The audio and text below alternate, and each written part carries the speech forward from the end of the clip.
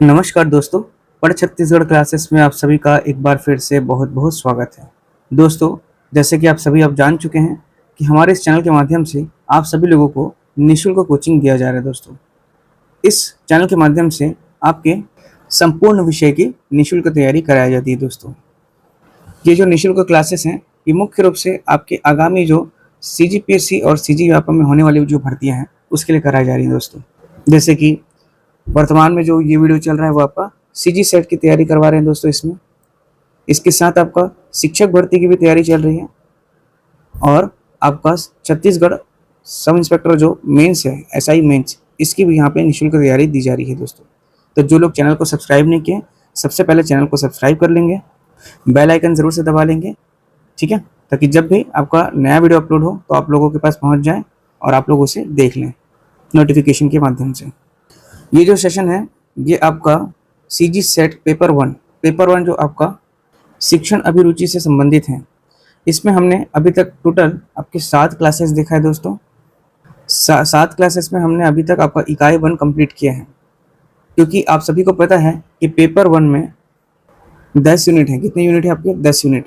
और ये 10 यूनिट को हम डिवाइड करके चल रहे हैं दोस्तों कि 60 डेज में ये कंप्लीट हो जाए। आपका 20 जुलाई से क्लासेस चालू हो चुकी हैं। क्लास नंबर ये आपका 8 है। थ्योरी प्लस एमसीक्यू के माध्यम से हम आपका सभी चीज़ों को कवर करते चल रहे हैं। तो ये 10 यूनिट में हम लोग हर एक यूनिट को एटलीस्ट 7 to 8 वीडियो में कवर कर रहे हैं। दोस्तों, 7 से 8 जो क्लास है उसमें हम हर एक यूनिट को कंप्लीट करते चल रहे हैं। अभी तक 7 क्लासेस आ चुकी हैं और 7 क्लासेस जो आपका शिक्षण अभिरुचि से संबंधित था, टीचिंग एप्टीट्यूड से संबंधित था, जिसे हमने कंप्लीट किया है।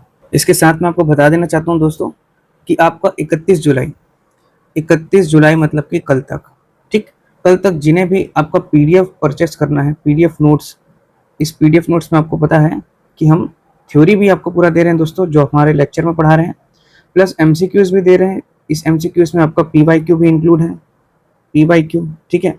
साथ ही साथ आपका सिलेबस के अकॉर्डिंग 1 लाइनर भी दिया जा रहा है दोस्तों, ठीक है।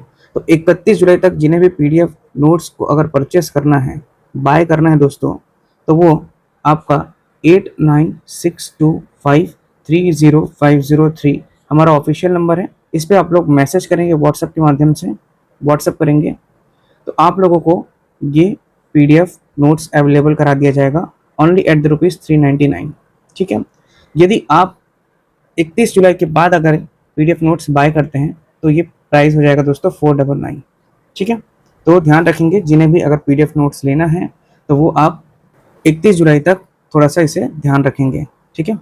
एक बात और, जो लोग भी पीडीएफ बाय किए हैं अभी तक या जो अभी भी खरीद रहे हैं, उन्हें हम लोग 5 टेस्ट पेपर जो है फुल लेंथ, ये भी हम लोग उसके साथ में फ्री दे रहे हैं दोस्तों। फुल लेंथ आपका 5 टेस्ट पेपर दिया जाएगा, ठीक है। तो देखिए, थ्योरी प्लस एमसीक्यू क्लासेस आप तो पढ़ ही रहे हैं, आपको पता है कि क्या चीज़ यहाँ पे दिया जा रहा है। इसके साथ आपको 1 लाइनर भी दिया जाएगा जो कि आपके सिलेबस के अकॉर्डिंग रहेगा, और साथ ही साथ आपके 5 टेस्ट पेपर भी दिए जा रहे हैं जो कि आपका फुल लेंथ रहेगा दोस्तों। तो इतनी सारी चीज़ें आपको मात्र 3999 रुपीज़ की प्राइस में दिया जा रहा है। कितना? 3999 रुपीज़ की। एक मोबाइल रिचार्ज का जो रेट होता है, प्लान होता है, उसी के बराबर आपका यहाँ पे 399 रुपीज़ लिया जा रहा है दोस्तों। और ये जो प्राइस है ये डायरेक्टली आपका जो एडिटर है, जो टाइपिस्ट हैं, है ना, जो लोग पीडीएफ क्रिएट कर रहे हैं, जो लोग टाइप कर रहे हैं, उनको दिया जाता है। बाकी सभी चीज़ें यहाँ पे जो पढ़ाया जा रहा है वो सब निःशुल्क है आप लोगों के लिए। लेकिन ये जो पीडीएफ नोट्स, जिन्हें नोट्स बनाना नहीं है ना, जो लोग चाहते हैं कि अपना टाइम सेविंग करना है और टाइम सेव करके अपना पेपर 2 पे ज़्यादा फोकस करना है ना, पीडीएफ अब आप इसको ले लेंगे तो आप लोग प्रिंट करा के या डायरेक्ट मोबाइल के माध्यम से पढ़ सकते हैं। लेकिन अगर इतने सारे जो आपके 40-50 अगर लेक्चर हो जाएंगे, है ना, यहाँ पर 15 से 20 सितंबर तक हमारा टारगेट है कि आपकी कक्षाएं पूरी दें, तो वहाँ तक जाते जाते कम से कम आपके 40-50 लेक्चर हो जाएंगे। तो 40-50 लेक्चर को आप डेली लिखेंगे या फिर आप लिखना सोचेंगे तो वो थोड़ा सा आपके लिए टाइम टेकिंग है दोस्तों। तो यहाँ पे पीडीएफ नोट्स लेकर के आप स्मार्ट वर्क कर सकते हैं। जो हम नोट्स दे रहे हैं उसको आप लोग पढ़ सकते हैं, बार बार रिविजन कर सकते हैं। तो इसलिए 2 महीने में आपको स्मार्ट स्ट्रेटेजी करना है, तभी आपको यहाँ पे सफलता मिलेगी। तो जिन्हें लेना है, ऐसे कोई कंपलसरी नहीं है, जिन्हें लेना है वही ले सकते हैं। और लेने के लिए आप लोग हमारे व्हाट्सएप नंबर पर मैसेज कर लेंगे दोस्तों। मात्र 399 रुपये है आपका 31 जुलाई तक का। तकरीबन 400 से अधिक लोगों ने ले चुका है अभी तक का, और जिन्हें भी लेना है वो अभी जल्दी ले लें दोस्तों, क्योंकि काफ़ी लोगों का डिमांड आया है कि इंग्लिश में नोट्स प्रोवाइड कराइए, इसलिए ये रेट 499 कर दिया जा रहा है।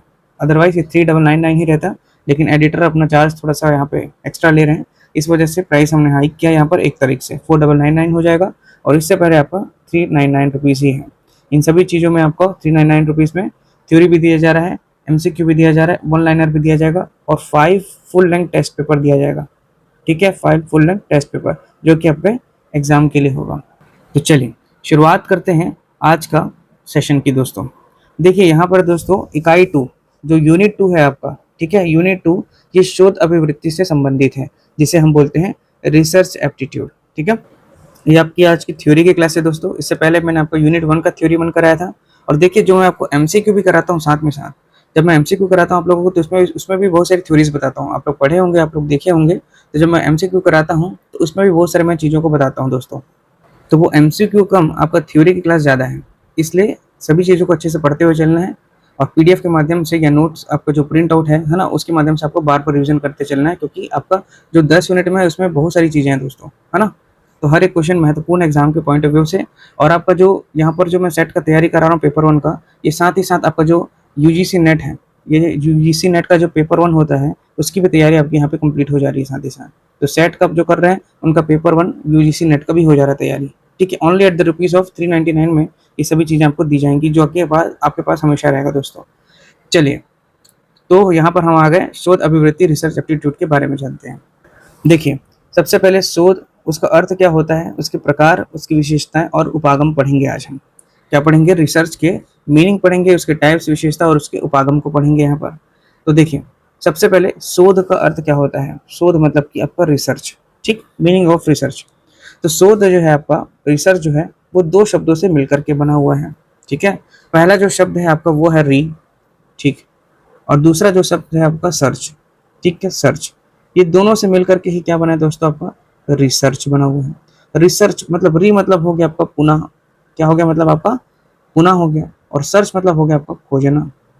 ठीक है, री मतलब हो गया आपका दोबारा खोजना। ठीक है, दोबारा और आपका प्लस खोजना, यही आपका क्या बोल रहा है, रिसर्च दोस्तों। ठीक है, तो इसका तात्पर्य ये हुआ कि किसी तथ्य को, किसी जो आपका फैक्ट है जो, उसको बार बार क्या है देखना है, उसको नए तथ्यों के लिए खोजना है ना, या पुराने तथ्यों को ही क्या करना है दोस्तों, आपका परिप्रेक्ष्य करने में विश्लेषण करना है, नए परिप्रेक्ष्य में। ठीक है, नए जो आपके परिप्रेक्ष्य हैं उसके लिए आपको विश्लेषण करना है, एनालाइज करना है। तो जो आपके पहले से ऑलरेडी जो आपके पास ज्ञान है, जो आपके पास मौजूद जानकारी है, उसको फिर से अपन क्या करेंगे, रिवाइज करेंगे। उसके साथ साथ उसमें अपन उसमें और शोध करेंगे, खोजेंगे नए तथ्य को, है ना, ताकि उसमें आपको नया चीज़ें अपने को मिल सके। यह एक प्रकार का क्या होता है दोस्तों, व्यवस्थित होता है। मतलब व्यवस्थित मतलब अरेंज रहता है, वेल अरेंज्ड, वस्तुनिष्ठ रहता है।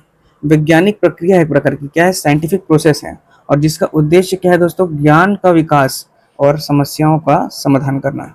मतलब कि रिसर्च मतलब होता है जो पुरानी जो आपके तथ्य हैं, जो पुरानी आपकी जानकारी है, उस पर फिर से काम करके आपका नया आपका ज्ञान प्राप्त करना, नई चीज़ों को खोजना, उससे विकास करना, है ना, उसमें उसी पे रुके नहीं रह जाना, उसके आगे बढ़ना है दोस्तों।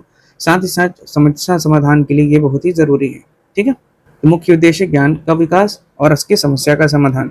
रिसर्च मतलब दोबारा सर्च करना। ठीक है, जैसे मान लीजिए साइंटिस्ट जो होते हैं, है ना, साइंटिस्ट लोगों ने क्या किया दोस्तों, ये जो आपका चांद है, मान लीजिए मून है, ठीक है, इस मून पे उन्होंने आपका सर्च किया, है ना। मून पे सर्च करने के बाद उनको क्या मिला कि चांद में क्या है दोस्तों, आपका पानी है। तो ये एक आपकी खोज हो गई। अब इसके बाद इस पानी पे अपन को क्या मिले, कुछ कुछ एलिमेंट्स मिल गए। जैसे इस वाटर पे अपने को मिल गया हाइड्रोजन मिल गया, आपको ऑक्सीजन मिल गया, कार्बन मिल गया, है ना, आपका मरकरी मिल गया। इस प्रकार से अलग अलग तत्व मिल गए। तो ये तत्वों को दोबारा जब खोजा गया, पानी तो मिल गया, पानी एक अलग खोज है, इस पानी पे फिर खोज किया गया तो ये आपके एलिमेंट्स मिले, ये एलिमेंट्स पाए गए। तो ये जो एलिमेंट्स पाए गए ये रिसर्च का खोज हुआ है दोस्तों।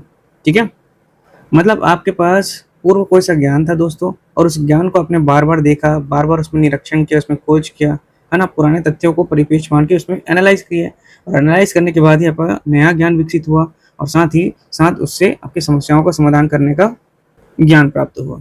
ठीक है, तो आपको इतना तो समझ में आ गया कि रिसर्च क्या होता है। चलिए अब आगे देखते हैं हम लोग यहाँ पर शोध की विशेषताएं। ठीक है, क्या बोल रहे हैं यहाँ पे, शोध की जो रिसर्च है उसकी कैरेक्टरिस्टिक विशेषताएं क्या होती हैं। तो सबसे पहले ऑब्जेक्टिविटी होता है, ध्यान रखेंगे दोस्तों, इससे प्रश्न बनते हैं, इसलिए मैं इसको आपको करा रहा हूँ। मैं यहाँ पर आपको 3-4 बुक का जो समावेशन करके कंक्लूजन निकाल करके एकदम जो क्वालिटी कंटेंट है वही प्रोवाइड करा रहा हूँ, ताकि आपको दोबारा इधर-उधर कहीं और भटकने की ज़रूरत ना पड़े, कहीं और आपको बुक लेने की ज़रूरत ना है, या फिर आपको कहीं और महँगी कोचिंग जाने की आवश्यकता नहीं है। यहाँ पर मैं आपको सारी चीज़ें को सिलेबस के अकॉर्डिंग करा रहा हूँ और वो सभी चीज़ों का सार पढ़ा रहा हूँ, निचोड़ पढ़ा रहा हूँ, ताकि आपको देखिए बुक उठा के पढ़ेंगे ना, आपको बहुत सारी चीज़ें मिलेंगी, ऐसे-ऐसे टर्मिनोलॉजी मिलेगा आपको देखने के लिए, जिससे आपका दिमाग घूम जाएगा। यहाँ पर मैं आपको उसका सार निकाल के बता रहा हूँ, जो एग्ज़ाम ओरिएंटेड चीज़ें हैं दोस्तों। ध्यान रखेंगे जो मैं पढ़ा रहा हूँ वो आपको एग्ज़ाम के ओरिएंटेड है, ठीक है? तो सबसे पहले देखना कैरेक्टरिस्टिक पूछता है ये, तो ये आपका जो शोध होता है वो ऑब्जेक्टिविटी वस्तुनिष्ठता होता है। शोध पूर्वाग्रह और व्यक्तिगत विचारों से मुक्त होना चाहिए। कहने का मतलब है कि जो आपका रिसर्च है, जो आपका शोध है, ये पूरी तरह से आपका निष्पक्ष होना चाहिए, तटस्थ होना चाहिए और सच पर आधारित होना चाहिए। मतलब कि आपका शोधकर्ता जो रिसर्चर है उसको अपनी मतलब जो पसंद नापसंद या पुरानी जो मान्यता है या उसके फ़ायदे को एक तरफ रख करके केवल फैक्ट्स और सबूतों को ही स्वीकार करना चाहिए। मतलब कि ऑब्जेक्टिविटी होनी चाहिए। ओके?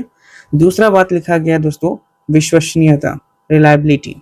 ठीक? समान परिस्थिति में बार-बार परीक्षण करने पर भी परिणाम जो है उसके समान आए, तब तो रिलायबल होगा दोस्तों। ठीक है? तो आपका जो विश्वसनीयता है, रिलायबिलिटी है, इसका मतलब है भरोसा। मतलब एक जैसा रिजल्ट, कंसिस्टेंसी। आप मान लीजिए एक फुटबॉल प्लेयर है और ये आपका आपका गोल है, ठीक है? अब इसको इतने पास से खड़े होकर के गोल मारने के लिए कहा जाता है दोस्तों, इस बॉल को, ठीक है? तो ये जब भी हिट करता है ना, तो बॉल हमेशा कहीं न कहीं इस गोल के अंदर ही आती है हमेशा। तो ये क्या आपका एक प्रकार का रिलायबल है। मतलब देखेंगे कि जो आपका जो बॉल है ना? वो हमेशा गोल के केंद्र के अंदर ही जा रहा है, सेंटर में ही जा रहा है, अंदर ही जा रहा है। एक ही जगह पर जा कर के भले ही नहीं लग रहा है, लेकिन आपका कहाँ-कहाँ इसके अंदर जा रहा है, इसी के अंदर जा रहा है दोस्तों। तो ये क्या हो गया, आपको परिणाम लगातार एक जैसा आ रहा है, इसने गोल मारा, तो ये एक रिलायबल चीज़ हो गई।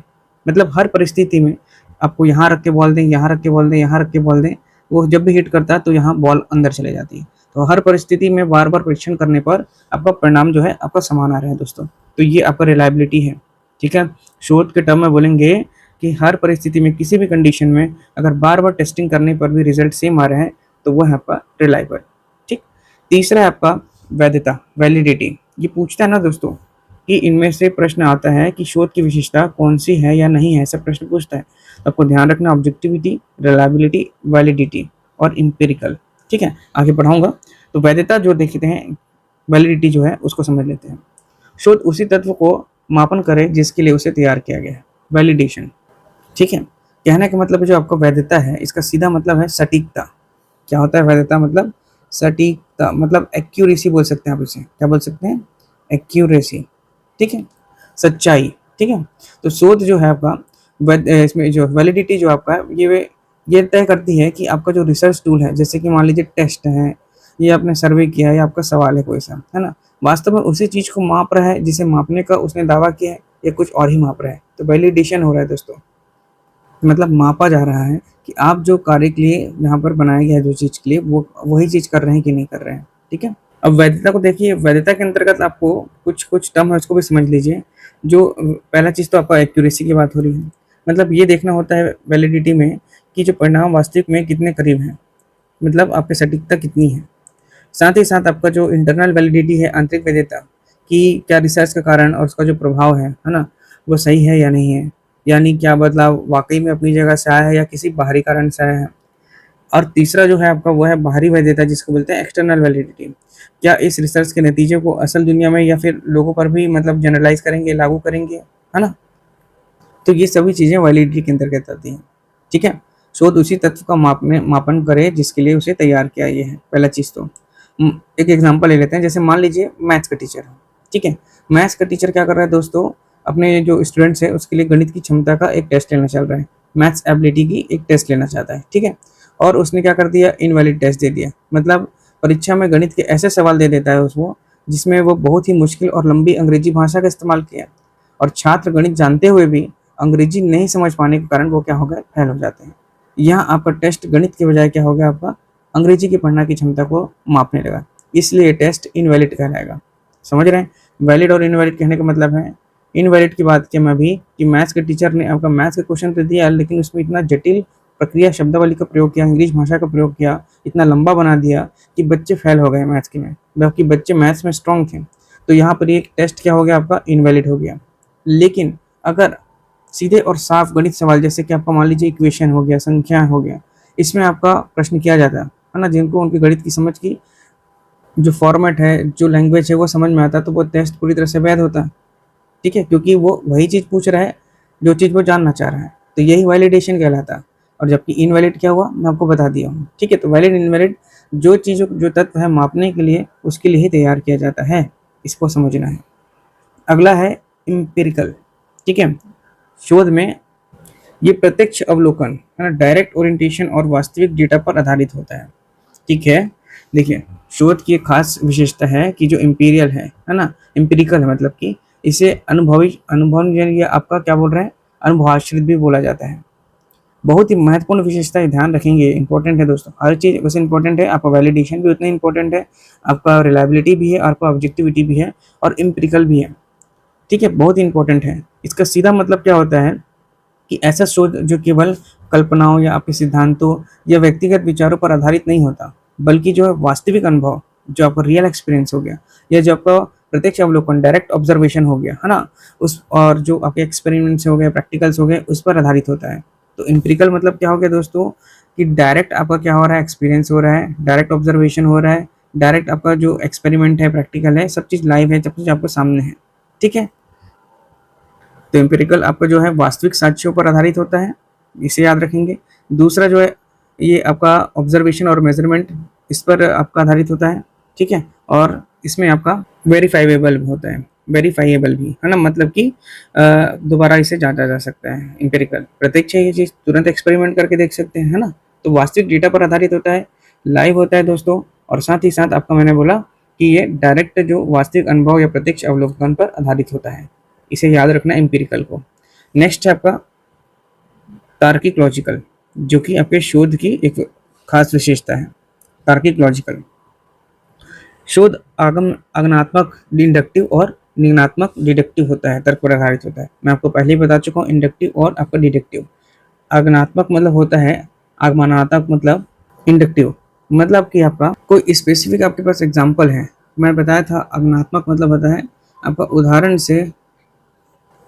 उदाहरण से नियम की ओर बढ़ना, उदाहरण से नियम की ओर बढ़ना। स्पेसिफिक एग्जाम्पल 2 आपका हो गया, कोई सिद्धांत बनते हैं, कोई नियम बनते हैं। ठीक है, विशेष से सामान्य की ओर जाना, ये होता है आगमनात्मक तर्क, इंडक्टिव आपका लॉजिक हो गया।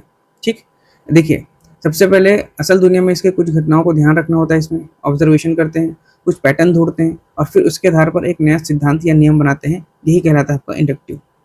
ठीक, जैसे मान लीजिए मैंने देखा कि मान लीजिए पेड़ से कोई फल नीचे गिरा हुआ है, या जमीन पर आपका पत्थर नीचे पड़ा है, ठीक, पत्तियां भी नीचे ही गिर रही हैं, तो सभी चीजें नीचे गिर रही हैं, ये एक ऑब्जर्वेशन हुआ।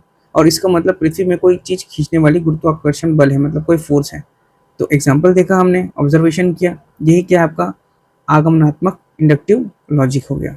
ठीक है, और इससे क्या अपना एक थ्योरी बन गया कि न्यूटन ने थ्योरी दिया था जो पेड़ से नीचे गिरे आपके फल, एप्पल, तो ये क्या कहलाया आपका आगमनात्मक इंडक्टिव लॉजिक। अब निगमनात्मक जो डिडक्टिव होता है, उस पर क्या होता है, देखिए डिडक्टिव जो होता है दोस्तों, ये आपका जाएगा अपन नियम से उदाहरण की ओर, मतलब कि सामान्य से विशेष की ओर। ये क्या हो जाएगा, जनरल टू स्पेसिफिक, सामान्य से विशेष, मतलब कि नियम या आपका जो सिद्धांत से आपका उदाहरण हो गया। एग्जाम्पल देखिए, सबसे पहले जो किसी बड़े जो सिद्धांत होते हैं, जो बड़े सिद्धांत होते हैं, उसके आधार पर एक जो हाइपोथेसिस करते हैं, अनुमान लगाते हैं, और फिर डेटा इकट्ठा करके देखते हैं कि आपका अनुमान सही है नहीं, यही क्या कहलाता है आपका निगमनात्मक डिडक्टिव थ्योरी। मतलब मान लीजिए सभी इंसानों को जीवित रहने के लिए पानी चाहिए, ये आपको तो पता ही है, एक्चुअल चीज़ है, सिद्धांत है। और राहुल, मान लीजिए एक व्यक्ति का नाम है राहुल, एक इंसान है, तो उसको जीवन जीने के लिए भी पानी की आवश्यकता है। ठीक, तो ये क्या हो गया, नियम से उदाहरण हो गया, है ना, मतलब जनरल टू स्पेसिफिक। राहुल एक इंसान है, इसलिए राहुल को जीवित रहने के लिए पानी की आवश्यकता है। तो ये आपका टॉप डाउन मेथड होता है। डिडक्टिव जो होता है आपका टॉप डाउन, मतलब कि स्पेसिफिक जनरल टू स्पेसिफिक। ठीक है, जनरल टू स्पेसिफिक होता है, जबकि आपका ये क्या होगा, डिडक्टिव स्पेसिफिक टू जनरल। ठीक है। तो ये जो आपका लॉजिकल है, तार्किकता भी है, ये जो है आपका रीढ़ की हड्डी माना जाता है किसके, रिसर्च के। क्योंकि शोध के संदर्भ में तार्किक होना सीधा मतलब है कि पूरी जो आपकी रिसर्च जो तर्क है, बुद्धिमत्ता जो हो गए और जो उसका सही नियम, इसी पर आधारित होना चाहिए, ना कि अंधविश्वास या फिर आपका अंधाधुंध अनुमानों पर। ठीक है। और शोध में जो आपका लॉजिकल जो तर्क है, इसके मुख्य फायदे हैं वैज्ञानिक आधार। ये आपकी रिसर्च जो है उसको अंधविश्वास या अंधाधुंध कयासों से बचा करके वैज्ञानिक रूप देती है। त्रुटियों से बचाव, जब आप हर कदम पर तर्क का इस्तेमाल करते हैं तो डेटा को समझने में जो गलतियां होने की संभावना बहुत कम हो जाती है। डेटा जो दिया गया है वो एक सटीक जानकारी देगा। ठीक है। और जो एक लॉजिकल शोध को दुनिया के अन्य जो वैज्ञानिक है आसानी से इससे क्या कर सकते हैं, समझ सकते हैं। दोस्तों, लॉजिकल है, तर्क तार्किक है, ये तर्कहीन नहीं है ना, अंधविश्वासी नहीं है। ये आपको करके दिखा रहे हैं, डेटा को संग्रह करके सभी चीज़ों को बता रहे हैं, और वो भी इंडक्टिव और डिडक्टिव मेथड पर ये बेस्ड होता है। ठीक है। नेक्स्ट देखते हैं शोध के प्रमुख प्रकार, इंपॉर्टेंट है दोस्तों, टाइप्स ऑफ रिसर्च। पहला है आपका मौलिक शोध, जिसको बोलते हैं फंडामेंटल या प्योर रिसर्च। इसका मुख्य उद्देश्य नए सिद्धांतों और नियमों का निर्माण करना तथा ज्ञान के भंडार में वृद्धि करना। इसका मुख्य उद्देश्य क्या है, देखिए, नए सिद्धांत और आपका नियमों का निर्माण करना तथा ज्ञान के भंडार में भी वृद्धि करना होता है, जैसे आपका न्यूटन का नियम हो गया। ठीक है। ये आपका प्योर रिसर्च के अंतर्गत आता है। दूसरा हो गया आपका अप्लाइड शोध, जिसको बोलते हैं व्यवहारिक शोध, अप्लाइड रिसर्च। ठीक है। इसका उद्देश्य जो होता है, देखिए पहला वाला को और अच्छे से समझा देता हूँ, मौलिक शोध क्या होता है। मौलिक जो शोध है, जो आपका फंडामेंटल रिसर्च है, ये प्योर रिसर्च या आपका बुनियादी शोध भी कहा जाता है ना। फंडामेंटल या प्योर रिसर्च कहा जाता है, ध्यान रखेंगे इससे पहले चीज़ तो। ठीक है। इसका मुख्य उद्देश्य ज्ञान का क्या करना है, विस्तार करना है, और नए सिद्धांतों का क्या करना है, निर्माण करना है। बताया, नए सिद्धांत का निर्माण करेंगे और साथ ही साथ इसका ज्ञान का क्या करेंगे, विस्तार करेंगे। ठीक है। देखिए, ये जो मौलिक शोध है, मौलिक शोध का जो है आपका तात्कालिक रूप से जो समाज या किसी कंपनी के जो मान लीजिए व्यवहारिक समस्या को हल करने से कोई लेना देना नहीं होता। ये केवल किस पर आधारित होता है या किस लिए होता है, ये केवल इंसानी जिज्ञासा जो क्यूरोसिटी होता है उसको शांत करने, उनके ज्ञान के लिए ज्ञान इकट्ठा करने के लिए किया जाता है। पर्टिकुलरली किसी को फायदा करने के लिए नहीं होता, बल्कि जो इंसानी जो जिज्ञासा है, क्यूरोसिटी जो होती है, उसको शांत करने के लिए रहता है ना, मौलिक जो शोध है। जैसे उदाहरण देख लेते हैं आपका, मान लीजिए अल्बर्ट आइंस्टीन और न्यूटन की खोज के बारे में थोड़ा देख लेते हैं। जो न्यूटन थे, है ना, उन्होंने गुरुत्वाकर्षण, ग्रेविटी का नियम खोजा था। वही एप्पल गिरा पेड़ से, बैठे हुए थे नीचे में, उनके सर में गिरा, जमीन में गिरा, देखा उन्होंने। तो गुरुत्वाकर्षण का जो नियम की खोज की अल्बर्ट आइंस्टीन ने, उन्होंने सापेक्षता का सिद्धांत दिया, थ्योरी ऑफ रिलेटिविटी का दिया। जब उन्होंने ये खोज की तब उनका उद्देश्य कोई मोबाइल फोन या रॉकेट बनाना नहीं था, वे बस ये जानना चाहते हैं कि ब्रह्मांड कैसे काम करता है। तो ये किसके अंतर्गत आया, फंडामेंटल या आपका प्योर रिसर्च के अंतर्गत आया। या मान लीजिए मेडिकल साइंस में, है ना, जो वैज्ञानिक प्रयोगशाला जो होती है, लैबोरेटरीज होती हैं, उसमें दिन रात लोग अध्ययन करते रहते हैं कि मानव शरीर के जो आपका सेल्स हो गए, वो आपस में, जो कोशिकाएं हैं वो आपस में एक दूसरे से कैसे कम्युनिकेट करती, संवाद करती हैं, है ना। इस शोध का कोई आर्थिक लाभ नहीं होता, बस एक क्या है, ज्ञान विकसित करने के लिए किया जा रहा है। तो ये किसका हिस्सा है, प्योर रिसर्च, जिसको बोलते हैं मौलिक शोध या फंडामेंटल। ठीक है। बुनियादी जो आपका रिसर्च हो गया, मौलिक शोध हो गया। अब बात करूं मैं आपका अप्लाइड रिसर्च की। ठीक। तो इसका उद्देश्य किसी विशिष्ट या व्यवहारिक या सामाजिक समस्या को समाधान खोजने के लिए होता है, जबकि ये कोई विशिष्ट या व्यवहारिक या सामाजिक समस्या समाधान खोजने के लिए नहीं होता था। कौन सा, आपका मौलिक। ठीक। ये मौलिक शोध के सिद्धांतों का उपयोग भले ही करते हैं, लेकिन क्या करते हैं, मौलिक शोध के सिद्धांतों का उपयोग जरूर कर रहे हैं। कौन सा, आपका व्यावहारिक शोध। ठीक है। तो इसे याद रखना है कि इसका विशेष उद्देश्य जो है आपका विशिष्ट है, व्यवहारिक है, सामाजिक है। ठीक है। ठीक है। तो जो आपका व्यवहारिक जो है शोध जो है, वो आज भी जो मतलब जो सदियों बाद आज भी उन्हीं सिद्धांतों का उपयोग कर रहे हैं, जो आपके फंडामेंटल, जो प्योर रिसर्च के आधारित पर ही होते हैं, जिसे हमारे वैज्ञानिक स्पेस में मान लीजिए जो सैटेलाइट है उसको भेज रहे हैं, है ना, पुराने सिद्धांतों का उपयोग करके, और जीपीएस जैसी तकनीक का इस्तेमाल कर रहे हैं। तो अप्लाइड रिसर्च क्या है, आपका विशिष्ट है, स्पेसिफिक है, व्यवहारिक है, और समाज की समस्याओं का समाधान खोजने के लिए किया जाता है। और किस पे बेस्ड होता है, याद रखेंगे, हमेशा मौलिक शोध पर आधारित होता है। चलिए अगला प्रश्न, अगला देखिए यहाँ पे एक्शन रिसर्च, ये भी इंपॉर्टेंट है दोस्तों। एक्शन रिसर्च ऑन आपका, ये व्यवहारिक शोध का ही एक रूप होता है। व्यवहारिक मतलब क्या, आपका अप्लाइड रिसर्च का ही क्या है, एक रूप होता है, उसी का ही एक टाइप है। इसका उद्देश्य किसी भी स्थानीय या तत्कालिक समस्या का तुरंत समाधान करना होता है। किसी भी स्थानीय, किसी भी एक पर्टिकुलरली एरिया हो गया उस पर, है ना, या उस पर तत्कालिक समस्या का तुरंत समाधान करना होता है। ये अक्सर शिक्षा और कक्षा की समस्याओं में उपयोग किया जाता है। कहाँ उपयोग किया जा रहा है? क्लास में और इसकी समस्याओं पर उपयोग किया जा रहा है। तो एक्शन तत्काल, तत्काल मतलब समझ रहे हो, एक्शन कहाँ होगा? तुरंत, इंस्टेंट, आपकी समस्याओं को तुरंत समाधान करने के लिए। याद करना है, आप एक्शन कहाँ दिखाएंगे कि आपको तुरंत, जैसे मान लीजिए सांप आ गया सामने, आपने अपना एक्शन दिया, वहाँ पे रिएक्ट किया, वहाँ पे तत्कालिक समस्या को समाधान करने का आप लाठी उठाएंगे, वहाँ से भागेंगे, किसी को बुलाएंगे।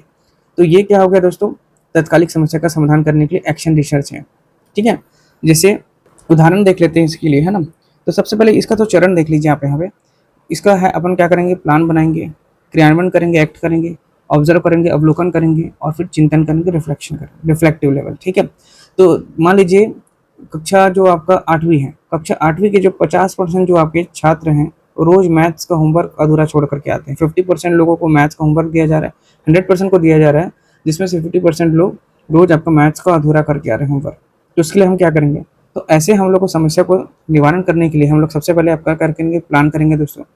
इसमें शिक्षक जो है योजना बनाएगा कि होमवर्क का बोझ कम करेंगे और हर सही होमवर्क पर एक स्टार स्टिकर देंगे, मतलब कुछ उसको पॉइंट्स देंगे, स्टार देंगे, ताकि वो खुश हो उससे। इसके बाद आपका एक्ट हो गया। एक्ट मतलब शिक्षक इसे एक हफ्ते में, मतलब एक हफ्ते तक क्या करेगा? इस योजना को लागू करेगा, प्लानिंग को लागू करेगा। उसके बाद ऑब्जर्व करेगा, देखेगा। शिक्षक देखता है कि मान लीजिए केवल 10% छात्र होमवर्क छोड़ रहे हैं अभी भी, लेकिन 40% लोग कर रहे हैं। बाकी छात्र को स्टिकर के लालच में काम पूरा कर रहे हैं दोस्तों। मान लीजिए स्टिकर हो, डेयरी मिल्क दे दिया, चॉकलेट दे दिया, तो वो काम को पूरा कर रहे हैं। इसके बाद वो चिंतन करेगा, रिफ्लेक्ट करेगा। ये तरीका काम कर गया। शिक्षक निर्णय लेते हैं कि वह इसे जारी रखेंगे, लेकिन उन बचे हुए 10% छात्रों के एक नया प्लान बनाएंगे, है ना। अब नया प्लान के लिए या तो पेरेंट्स से बात करेंगे, या फिर उनको कोई और दंड देंगे और कोई और तरीका यूज करेंगे। तो ये आपका एक्शन रिसर्च के अंतर्गत आता है। व्यवहारिक शोध का ये ग्रुप होता है। ठीक है, क्यों व्यवहारिक शोध का एक ग्रुप है? क्योंकि ये आपके समाज की समस्या, मतलब बच्चे भी समाज का ही हिस्सा है, तो समाज का एक ग्रुप हो गया, मतलब व्यवहारिक शोध का ही ग्रुप हो गया। और इसका उद्देश्य किसी स्थानीय तत्कालिक समस्या का तुरंत समाधान कर रहा है। तो स्थानीय है अपना स्कूल, है ना, वहाँ की समस्या को तुरंत ये निदान कर रहा है, समाधान कर रहा है। ठीक है, तो उसके लिए आपको चरण को याद रखना है हमेशा। प्लान करेंगे, फिर उसके बाद एक्ट करेंगे, और उसके बाद फिर आपका क्या हो जाएगा? ऑब्जर्व करेंगे, और ऑब्जर्व करने के बाद रिफ्लेक्टिव, चिंतन करेंगे कि रिजल्ट क्या रहा। ठीक है, अगला है शोध के उपागम, जिसको बोलते हैं अप्रोचेस टू रिसर्च। सभी पॉइंट कवर करते चल रहे हैं दोस्तों, है ना। यूनिट 2 का जितना भी आपको सिलेबस में दिया है उसके सभी थ्योरी चीज़ों को पढ़ते चल रहे हैं। और जो चीज़ थ्योरी में बच जाती है उसको मैं एमसीक्यू में कराता हूँ, क्योंकि ओवरऑल अब हमको क्या करना है? एमसीक्यू का ही बेस्ड पेपर होगा। तो एमसीक्यू में ही क्यों ना मैं ऐसे क्वेश्चन बना देता हूँ जो आपके थ्योरी के भी क्वेश्चन बन जाते हैं, जिसे यहाँ पे मैं डेमोन्स्ट्रेट नहीं कर पाता हूँ, जिसको मैं आपको एक्सप्लेन नहीं कर पाता, उसको मैं, जो चीज़ छूट जाता है उसको मैं आपको एमसीक्यू में भी करा देता हूँ। इसलिए हर एक वीडियो, हर एक नोट्स आपका इंपॉर्टेंट है, पढ़ते चलिएगा दोस्तों। शोध के उपागम, जिसको बोलते हैं अप्रोचेस टू रिसर्च। तो शोध का जो उपागम होता है दोस्तों, इसका मतलब है कि नज़रिया, जो दृष्टिकोण है, या फिर आपका जो ढांचा है, फ्रेमवर्क, जिसका उपयोग करके एक शोधकर्ता जो है अपनी रिसर्च की योजना बनाता है। ठीक है, अप्रोचेस टू रिसर्च क्या है? एक प्रकार का नज़रिया है, एक प्रकार का दृष्टिकोण है ना, कि आपका कैसा उसका नज़रिया है उस चीज़ के ऊपर। और फ्रेमवर्क, इसका उपयोग, मतलब ढांचा एक प्रकार का, जिसका उपयोग करके शोधकर्ता जो है अपनी रिसर्च की योजना को बनाता है और डेटा इकट्ठा करता है।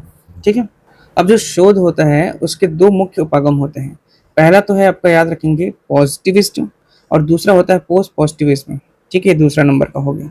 प्रत्यक्षवाद बोलते हैं जिसको, और दूसरा होता है उत्तर प्रत्यक्षवाद। प्रश्न बनते हैं यहाँ से, इसलिए ध्यान से पढ़िएगा दोस्तों, ध्यान से देखिएगा वीडियो, है ना। एक हो गया आपका पॉजिटिविज्म, जिसको बोलते हैं प्रत्यक्षवाद उपागम। अगस्ट काम्टे द्वारा ये प्रतिपादित है। किसने प्रतिपादित किया है? Auguste Comte. पहला चीज तो प्रश्न कर सकता है, इसलिए ध्यान रखेंगे दोस्तों, किसने इसको प्रतिपादित किया है? अगस्ट काम्टे ने। ये उपागम मानता है, ये अप्रोचेस मानता है कि सामाजिक दुनिया को भी भौतिक विज्ञान की तरह मात्रात्मक और वस्तुनिष्ठ विधियों से समझा जा सके। ये बता रहा है कि सामाजिक जो दुनिया है उसको भी भौतिक विज्ञान, है ना, की तरह है मात्रात्मक और वस्तुनिष्ठ विधियों से समझा जा सके। ये केवल उन्हीं तथ्यों को सत्य मानता है जिन्हें इंद्रियों द्वारा देखा या मापा जा सके। मतलब कि उन्हें सत्य मान रहा है जो आपको दिख रहे हैं, आपके जो सेंस कर पा रहे हैं, आप महसूस कर पा रहे हैं, है ना, या फिर जिसको अपन मेजर कर पा रहे हैं। इसे निगमनात्मक डिडक्टिव तर्क का उपयोग माना जाता है। मतलब कि आपका क्या हो गया? स्पेसिफिक टू जनरल, मतलब हम लोग उदाहरण से आपका किसी तथ्य पर पहुंच रहे हैं, किसी पे सिद्धांत पर पहुंच रहे हैं, यही आपका निगमनात्मक है। माफ करिएगा, डिडक्टिव की बात कर रहे हैं ना, सॉरी। तो हम लोग इसमें जनरल टू स्पेसिफिक जा रहे हैं। ठीक है, तो इसमें आपका नियम सिद्धांत है, सिद्धांत से हम लोग क्या बना रहे हैं? उदाहरण बना रहे हैं। देखिए, जो आपका पॉजिटिविज्म है ना, ये विज्ञान और शुद्ध आंकड़ा और गणित पर ही आधारित होता है। कहने का मतलब है जो आपके आंकड़ा है, डेटा है, जो आपका साइंस है, जो प्रैक्टिकल चीज़ें हैं, जो मैथ्स है ना, जो चीज़ें हैं लॉजिकली, उसी को ही ये मानता है। कौन? पॉजिटिविटीज़ में पहला चीज़ तो मतलब कि सिद्धांत को मान रहे हैं यहाँ पर। और इसका मानना है कि दुनिया में जो कुछ भी घट रहा है, जो कुछ भी हैपन हो रहा है, वो है वैज्ञानिक तरीकों से मापा और साबित किया जा सकता है। मतलब पूरा साइंस बेस्ड है, पूरा रियलिटी बेस्ड है, पूरा एक्सपेरिमेंटल बेस्ड है और पूरा प्रैक्टिकल बेस्ड है। कौन सा? आपको पॉजिटिविटीज में। पॉजिटिविटी मतलब समझ रहे हैं कि जो चीज़ें हैं वो हैं, जो चीज़ें नहीं दिख रही वो चीज़ें नहीं दिख रही, पॉजिटिविटी के साथ। ठीक है, मतलब प्रैक्टिकल रियलिटी को एक्सेप्ट करता है ये। और इसका मुख्य विचार है सत्य केवल एक ही और उसके केवल जो वैज्ञानिक प्रयोग हैं और आंकड़े जो हैं उसी के जरिए ही जाना जा सकता है। पॉजिटिविटिज्म शोध के जो अप्रोचेस हैं उसमें सबसे पहला है पॉजिटिविटिज्म। पॉजिटिविटिज्म मतलब है कि वैज्ञानिक जो प्रयोग और जो आंकड़ा है उसी के जरिए ही जाना जा सकता है, पॉजिटिविटिज्म कहता है। ठीक है। दूसरा है उत्तर प्रत्यक्षवाद। ठीक है, उत्तर प्रत्यक्षवाद ये है आपका, ये प्रत्यक्षवाद की आलोचना। ठीक है, आलोचना के रूप में आया है। पहला चीज तो आलोचनात्मक या आलोचना के रूप में आया है। इसका मानना है कि जो मानवीय व्यवहार पूरी तरह से वस्तुनिष्ठ नहीं होता है, जो ह्यूमन बिहेवियर है पूरी तरह से क्या है, ऑब्जेक्टिव नहीं होता है, क्या पूरी तरह से वस्तुनिष्ठ नहीं हो सकता। ठीक है, ये कह रही है क्योंकि शोधकर्ता के अपने विचार मूल्य भी शोध को प्रभावित करते हैं। बिल्कुल करते हैं, क्योंकि जो शोध करता है, जो रिसर्चर है, उसके खुद के विचार भी, जो उसके जो वैल्यू हैं, मूल्य हैं, उसके शोध को प्रभावित कर सकते हैं। बिल्कुल करते हैं। यह मानता है कि सत्य को पूरी तरह से नहीं जाना जा सकता। पोस्ट पॉजिटिविस्ट में क्या बोल रहा है कि ये सत्य को पूरी तरह से नहीं जाना जा सकता, केवल उसके करीब पहुंचा जा सकता है। इसमें गुणात्मक और मात्रात्मक दोनों विधियां, मिश्रित विधि का समर्थन किया जाता है। ठीक है, क्या बोल रहा है कि पोस्ट पॉजिटिविटीज में आपका जो गुणात्मक और मात्रात्मक दोनों ही विधियां मिश्रित रूप से समर्थन करते हैं। ठीक है, मतलब मुख्य रूप से देखा जाए कि ये जो आपका जो प्रत्यक्ष मतलब जो उपागम है, अप्रोचेस है, ये प्रत्यक्षवाद के आपके विरोध में आया हुआ है, पॉजिटिविटीज्म के विरोध में आया है, इसलिए इसका नाम है पोस्ट पॉजिटिविटीज्म। और इसका मानना है कि विज्ञान सब कुछ ठीक से माप सकता है, लेकिन जो इंसानी व्यवहार है, जो भावना है, जो समाज है, जो संस्कृति है, इसको केवल गणितीय आंकड़ों या प्रयोगशाला में टेस्ट ट्यूब से नहीं जांचा सकता, या मतलब आपका प्रैक्टिकली करके नहीं समझा जा सकता। ठीक है, सत्य को जानने की कोशिश की जा सकती है, लेकिन इंसान स्वभाव के कारण उसे 100% सटीक रूप से मापना क्या है, नामुमकिन है। हर व्यक्ति का सत्य उसकी परिस्थिति के हिसाब से अलग हो सकता है। ठीक है, तो इसलिए ध्यान रखेंगे कि आपका क्वालिटेटिव है, गुणात्मक है दोस्तों। ठीक है, इसमें शोधकर्ता व्यापारिक जो आपका व्यापारिक जो सब्जेक्टिव हो गया है ना, यानी आपका खुद समाज का हिस्सा बनकर चीज़ों को क्या करता है, समझता है। और इसमें इंडक्टिव लॉजिक का उपयोग होता है, याद रखेंगे। इंडक्टिव लॉजिक क्या होता है दोस्तों? आगमन विधि क्या होता है, जिसमें हम लोग उदाहरण से नियम की ओर चलते हैं, मतलब स्पेसिफिक टू जनरल की ओर चलते हैं।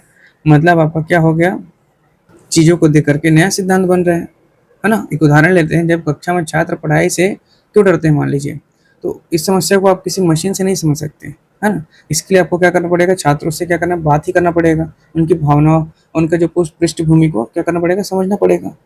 तो ये हो गया आपका पोस्ट पॉजिटिविज्म। ठीक है, चलिए अब आगे देखते हैं शोध की जो रिसर्च है, शोध पद्धतियाँ, रिसर्च का जो मेथड है। पहला मेथड देखिए, प्रयोगात्मक पद्धति। प्रयोगात्मक पद्धति जिसको बोलते हैं एक्सपेरिमेंटल मेथड। इसका उद्देश्य कार्य कारण संबंध, कॉज एंड इफेक्ट रिलेशनशिप स्थापित करना। प्रयोगात्मक जो पद्धति है, एक्सपेरिमेंटल मेथड है, इसका मुख्य उद्देश्य क्या है दोस्तों, कि कार्य कारण संबंध स्थापित करना, कॉज एंड इफेक्ट रिलेशनशिप को स्थापित करना। मतलब जो आपका एक्सपेरिमेंटल मेथड है ना, ये सबसे जो वैज्ञानिक है और जो इनका प्रामाणिक पद्धति मानी जाती है, किसके अंतर्गत, आपका रिसर्च के अंतर्गत। मुख्य उद्देश्य इसका याद रखेंगे, दो या दो से अधिक जो आपके वेरिएबल्स होते हैं, जो चर होते हैं, उनके बीच कारण और जो आपका जो प्रभाव है उसको स्थापित करना ही होता है।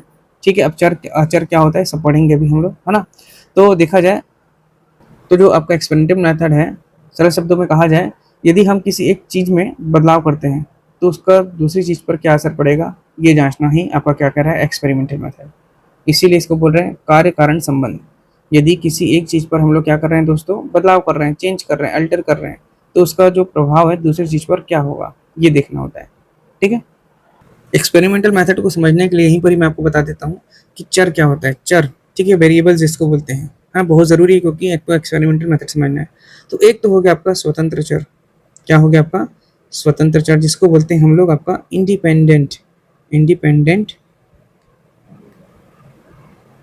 वेरिएबल। ठीक है, इंडिपेंडेंट क्या हो गया दोस्तों, वेरिएबल। तो ये जो इंडिपेंडेंट वेरिएबल होता है ऐसा चर होता है जिसमें जो शोधकर्ता खुद बदलाव या हेरफेर करता है।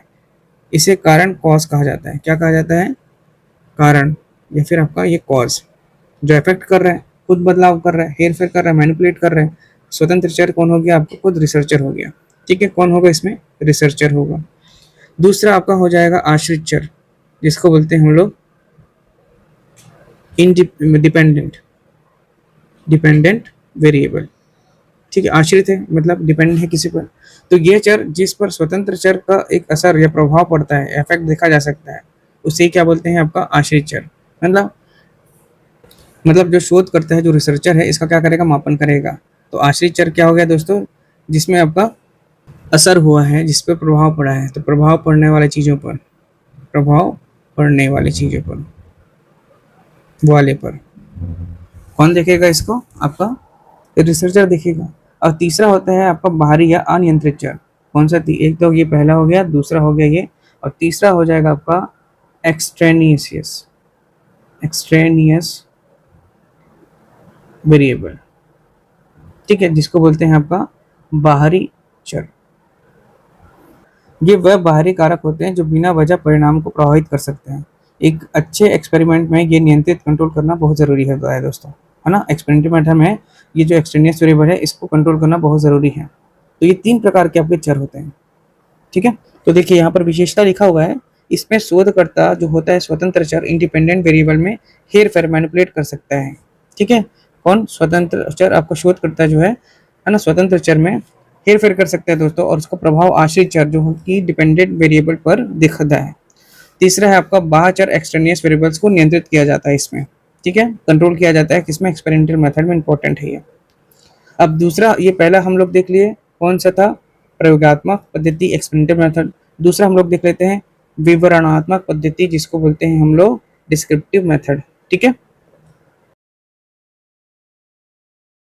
तो ये डिस्क्रिप्टिव मेथड जिसे बोलते हैं विवरणात्मक पद्धति, डिस्क्रिप्टिव मेथड, इसका उद्देश्य है वर्तमान स्थिति क्या है उसे जानना, इसका वर्णन करना। और इसकी विशेषता है, इसमें चरों पर शोधकर्ता का कोई नियंत्रण नहीं होता। इसमें जो वेरिएबल्स हैं, इसमें आपके जो रिसर्चर हैं उस पर कोई भी कंट्रोल नहीं होता। उदाहरण के लिए जैसे आपका सर्वेक्षण, सर्वे पद्धति हो गया, या फिर केस स्टडी हो गया। ठीक है, तो जो आपका डिस्क्रिप्टिव मेथड है, विवरणात्मक पद्धति जो है, इसका मुख्य उद्देश्य किसी जनसंख्या हो गया, या स्थिति हो गया, या घटना हो गया, इसकी विशेषताओं को जो सटीक और व्यवस्थित रूप से क्या है, वर्णन करना होता है, डिस्क्राइब करना होता है। ये विधि मुख्य रूप से आपका क्या है, क्या उत्तर देता है, क्या नहीं देना है, क्यों है, कैसा है, यानी ये वर्तमान स्थिति का जैसा का तैसा विवरण को बताता है, चित्रण को बताता है। और इसमें शोधकर्ता का चरों पर कोई भी प्रभाव नहीं पड़ता, कोई भी नियंत्रण नहीं रहता, याद रखेंगे, कोई भी कंट्रोल नहीं रहता है। ठीक है, तो ध्यान रखेंगे, जो शोधकर्ता का इसमें चरों पर कोई भी नियंत्रण नहीं होता है। कहने का मतलब है, शोधकर्ता किसी भी परिस्थिति या चर को बदल नहीं सकता, केवल उसका अवलोकन या दस्तावेजीकरण ही करेगा। मतलब वेरिएबल्स को ये कंट्रोल मैनिपुलेट नहीं कर सकता। ठीक है, वर्तमान स्थिति पर ये ध्यान देगा, है ना। मतलब डिस्क्रिप्टिव मेथड जो है, ये भूतकाल या भविष्यकाल की बजाय जो आपके प्रेजेंट में, वर्तमान समय में जो चल रही स्थिति, उसका अध्ययन करता है। और इसमें डेटा एकत्र करने के लिए जो आपका संख्यात्मक आंकड़े, जैसे कि औसत हो गया, परसेंटेज हो गया, है ना, या डेटा, जो आपका डेटा एकत्रित होगा, उसका व्याख्यात्मक विवरण दोनों का उपयोग किए जाकर करता है। ठीक है, ये किस लिए काम आता है, तो भविष्य के शोध के आधार का काम आता है। इस विधि से जो प्राप्त परिणाम आगे के गहन और जो आपके प्रयोगात्मक एक्सपेरिमेंटल शोध के लिए पृष्ठभूमि तैयार करता है। ठीक है, अब ये जो डिस्क्रिप्टिव मेथड है, इसके कुछ लाभ भी हैं, सीमाएं भी हैं। लाभ यह है कि डेटा एकत्र करना सस्ता और त्वरित हो जाता है, और साथ ही साथ जो प्राकृतिक वातावरण में जो वास्तविकता व्यवहार का अध्ययन संभव हो पाता है इससे। ठीक, इससे जो आपके जो बड़े जन समूह हैं, व्यापक डेटा एकत्र किया जा सकता है बड़े जन समूह का। लेकिन लिमिटेशंस है, जो नेगेटिव पॉइंट है, कि इसमें जो आपका कॉज एंड इफेक्ट स्थापित नहीं किया जा सकता। मतलब कि जो कारण प्रभाव संबंध स्थापित नहीं होगा। साथ ही साथ जो उत्तरदायित्व द्वारा जो गलत या फिर आपका पूर्वाग्रह से ग्रसित जवाब देने की संभावना इसमें रहती है दोस्तों। शोधकर्ता के खुद के पूर्वाग्रह परिणाम को भी प्रभावित करता है ये। ठीक है, ठीक है, तो ये आपका था डिस्क्रिप्टिव मेथड। ठीक है, नेक्स्ट है आपका हिस्टोरिकल मेथड। नाम ही हिस्टोरिकल, आप समझ सकते हैं, ऐतिहासिक पद्धति। ठीक है, ऐतिहासिक पद्धति। अब देखिए, इसका उद्देश्य है भूतकाल की घटनाओं के आधार पर वर्तमान को समझना। जो पहले घटित हो चुकी जो घटना है उसके आधार पर ही क्या करेंगे, वर्तमान घटना को समझेंगे, वर्तमान स्थिति को समझेंगे और भविष्य के लिए निष्कर्ष निकालते हैं। इसमें जो पहला का जो घटना घटी, जो पहले का डेटा है, मान लीजिए ये पहले जो आपका एक्सपेरिमेंट हुए हैं उसकी घटनाओं पर आधारित ही वर्तमान की जो क्या चीज़ है, कंडीशन, वो बताएंगे और साथ ही साथ जो भविष्य में इसका क्या निष्कर्ष निकल सकता है, क्या पॉइंट बन सकता है, उसको देखेंगे। ये आपका हिस्टोरिकल मेथड है। ठीक, इसकी विशेषता है ये क्या था पर केंद्रित होता है। इसमें प्राथमिक और द्वितीयक स्रोतों से डेटा एकत्रित किया जाता है और आंतरिक व बाहरी आलोचना, क्रिटिसिज्म, उसके द्वारा उनकी सत्यता जांची जाती है।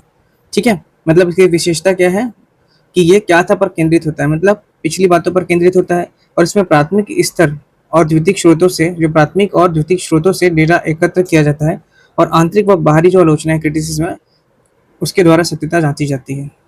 ठीक है, तो आपका जो हिस्टोरिकल मेथड है, मुख्य उद्देश्य इसका है भूतकाल जो पास्ट है, पास्ट की घटनाओं, विचारों और उसके तथ्यों पर ही व्यवस्थित रूप से अध्ययन करके वर्तमान और भविष्य को समझना है दोस्तों। और ये पद्धति मुख्य रूप से आपका क्या था, व्हाट वाज का उत्तर देती है। इसमें शोधकर्ता जो है आपका ऐतिहासिक दस्तावेजों और साक्ष्यों का वैज्ञानिक विश्लेषण करके निष्कर्ष निकालते हैं। ठीक है, देखिए जो आपका हिस्टोरिकल मेथड होता है ना, ये मुख्य रूप से अतीत पर ध्यान या आपका जो फोकस ऑन पास्ट पर ही निर्भर करता है। केवल उन्हीं घटनाओं का अध्ययन करता है जो पहले घटित हो चुकी हैं, इसको समझ लीजिए। चरों पर इस पर कोई नियंत्रण नहीं रहता, इतिहास को बदला नहीं जा सकता, आपको भी पता है। इसलिए शोधकर्ता चरों में कोई हेरफेर भी नहीं कर सकते। ठीक है, तथ्यों की खोज, इसके मुख्य काम दबे हुए या भूले बिसरे ऐतिहासिक तथ्यों को सामने लाना होता है। मुख्य काम क्या है, जो पहले के दबे हुए हैं या भूले बिसरे बोलते हैं जिसको, उसका ऐतिहासिक तथ्यों को क्या करना है, सामने लाना है और ये समझने का प्रयास करता है कि अतीत में कोई घटना क्यों और कैसे घटी और उसका क्या प्रभाव पड़ा। यही आपका हिस्टोरिकल मेथड होता है, ऐतिहासिक पद्धति। नेक्स्ट है आपका जो वो है आपका गुणात्मक पद्धति, इसको बोलते हैं क्वालिटेटिव मेथड। इसका उद्देश्य है मानवीय व्यवहार, अनुभवों, दृष्टिकोण और उनके पीछे के कारणों को गहराई से समझना। उद्देश्य क्या है इसका, जो मानवीय ह्यूमन नेचर है, उनका एक्सपीरियंस है, उनका दृष्टिकोण है और उनके पीछे के जो कारण है उसको गहराई से समझना। इसकी विशेषता है ये आगमनात्मक, इंडक्टिव होता है। इंडक्टिव मतलब समझ रहे हैं, आपका नियम से आपका क्या चल रहा है, उदाहरण की ओर चल रहा है, मतलब जनरल टू स्पेसिफिक। डेटा शब्द, चित्रों या अवलोकन को रूप में होता है। उदाहरण आपका निर्वंश विज्ञान, एंथ्रोपोग्राफी या फिर घटना विज्ञान, फिनोमेनोलॉजी। देखिए जो आपका गुणात्मक शोध पद्धति है ना, इसका मुख्य उद्देश्य जो है मानवीय व्यवहार और उसके अनुभव, उसका दृष्टिकोण और उसकी भावनाओं को गहराई से समझना होता है। ये पद्धति आपका संख्यात्मक आंकड़ा, नंबर्स के बजाय किसका उपयोग कर रहे हैं, शब्द, चित्रण, विवरण और उसके अर्थों पर ध्यान केंद्रित करती है। ठीक है, ये मुख्य रूप से क्यों और कैसे का उत्तर तलाशती है दोस्तों। ठीक, गुणात्मक शोध की मुख्य विशेषता है, एक तो हो गया आपका प्राकृतिक वातावरण, जिसको बोलते हैं नेचुरल सेटिंग। शोधकर्ता प्रयोगशाला के बजाय उत्तरदायित्व के वास्तविक जीवन के माहौल में जाकर के डेटा को एकत्रित करता है। ठीक है, शोधकर्ता जो होता है प्रयोगशाला के बजाय कहाँ जाता है, उत्तरदायित्व के वास्तविक जीवन के माहौल में जाकर के डेटा एकत्रित करता है। ये आपका फ्लेक्सिबिलिटी भी होता है, इसमें लचीलापन है ना। शोध की जो आपकी रूपरेखा है, डिजाइन है, वो कठोर नहीं होती। अध्ययन के दौरान परिस्थितियों के अनुसार इसमें बदलाव किया जा सकता है।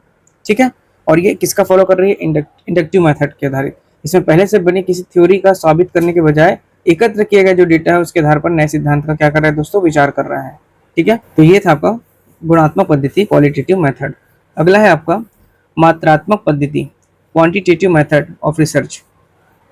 इसका उद्देश्य है सांख्यिकी। देखिए नाम उसका क्वालिटी की बात किया था इसने, क्वालिटी, तो क्वालिटी पे मानवीय व्यवहार, अनुभव, दृष्टिकोण था। अब ये है आपका क्या, क्वांटिटेटिव मतलब कि मात्रात्मक है, तो इसमें सांख्यिकी का प्रयोग होगा, गणितीय या आपका संख्यात्मक डेटा के माध्यम से ही चरों के बीच संबंध का मापना करेंगे। ठीक है, विशेषता है ये निगमनात्मक, डिडक्टिव होती है। ठीक है, जबकि आपका गुणात्मक देखे थे तो वो आपका क्या होता था, इंडक्टिव होती थी। ठीक है, तो इसमें हम लोग क्या करेंगे दोस्तों, आपका जनरल टू स्पेसिफिक चलेगा।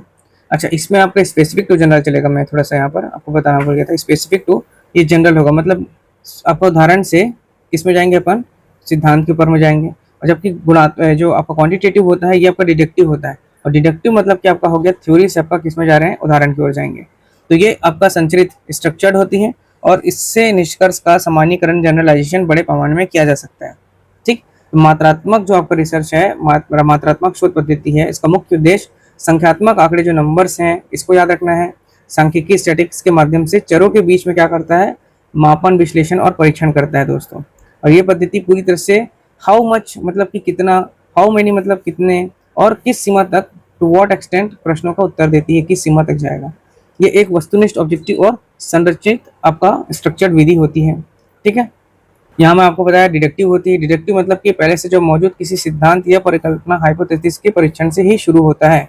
ऑब्जेक्टिविटी होती है, इसमें शोधकर्ता की व्यक्तिगत भावना को पूर्व ग्रहों का परिणाम पर कोई असर नहीं पड़ता, क्योंकि ये आपका डेटा पर आधारित होता है ना, संख्यात्मक डेटा। इसमें एकत्र किया गया जो डाटा जो है, सारा डाटा अंकों, प्रतिशत और ग्राफ के रूप में परिभाषित किया जाता है, इसको डिफाइन किया जाता है। और जनरलाइजेशन होता है इसमें, एक छोटे से आपका जो सैंपल लेकर के रिजल्ट को पूरी तरह से जनसंख्या पर लागू किया जा सकता है इसमें। तो ये आपका हो गया क्वांटिटेटिव। ठीक है।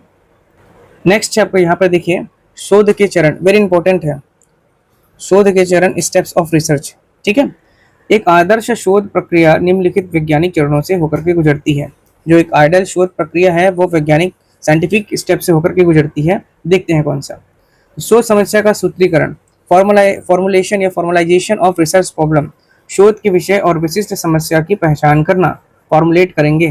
पहला चरण जो बोल रहा है वो आपका identification and formulation of research का प्रॉब्लम, शोध के विषय पर और विशिष्ट समस्या की पहचान करना है।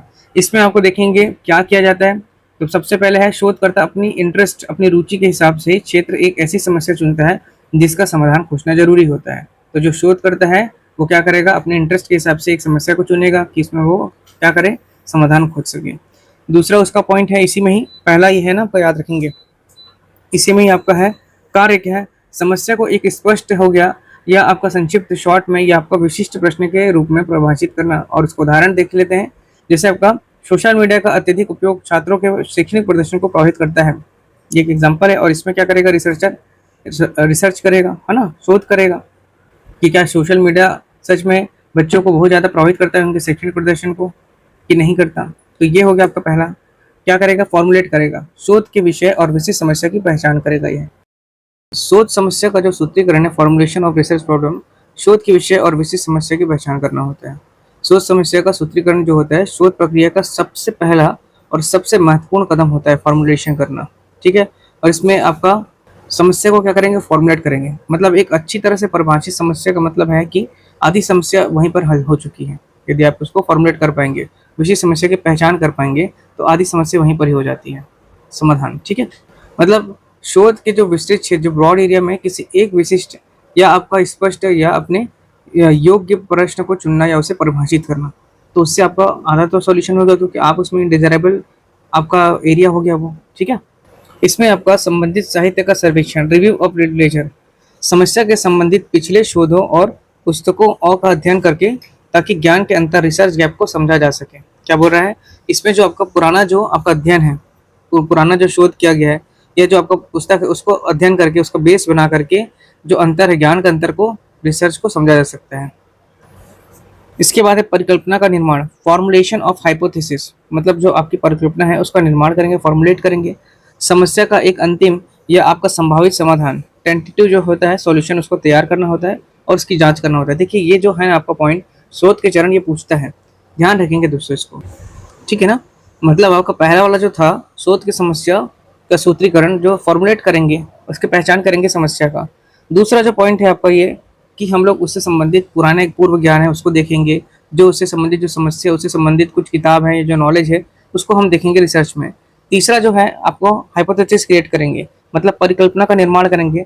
समस्या का एक अंतिम या आपका टेंटेटिव सॉल्यूशन होगा, ये बोल रहा है, उसको तैयार करेंगे जिसकी जांच की जानी है कि इसका रिजल्ट क्या हो सकता है, उसके आधार पर अपने को जांच करना है।